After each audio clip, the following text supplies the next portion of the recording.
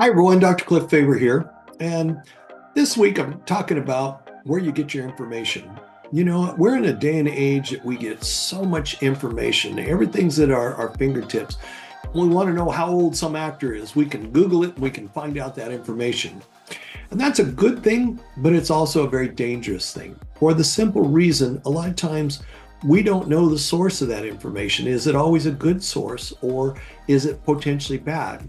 Because there is no what we call peer review in the veterinary field to really look at it and say, okay, this is legitimate or it's not. And so there's a lot of research out there. There's a lot of teaching out there that really is not your best source on the overall. And I know a lot of people like to run to Facebook to get answers.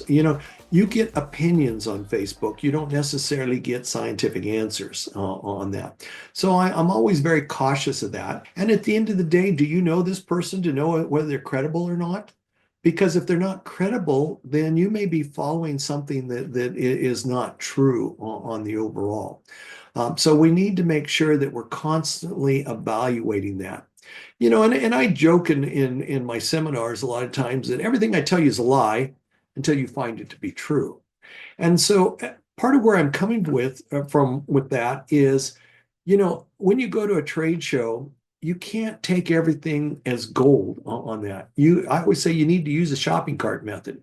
Is okay, somebody said this, does that make sense? Is that something that fits in what I have seen and observed? If it doesn't, then you need to let it go. Don't listen to that. If it does, then maybe you need to try it and figure out if that works for you. You need to try and figure out if you can get the same results on that. Because there's a lot of stuff that we are faced with that, quite honestly, with these marketing, it's not science.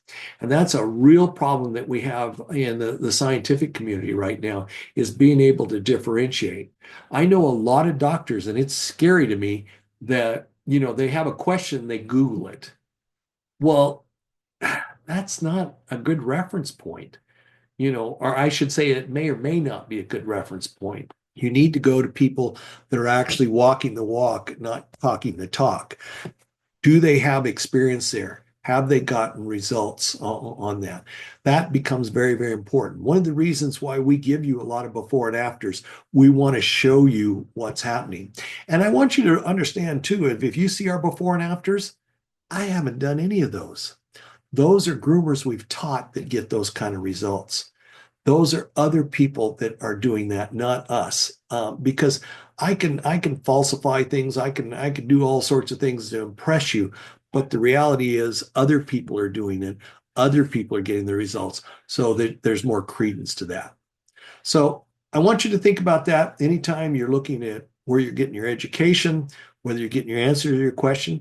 Another thing that I probably ought to throw out there is a lot of times people will go to Facebook and ask people, okay, what Yves Saint Bernard product should I get?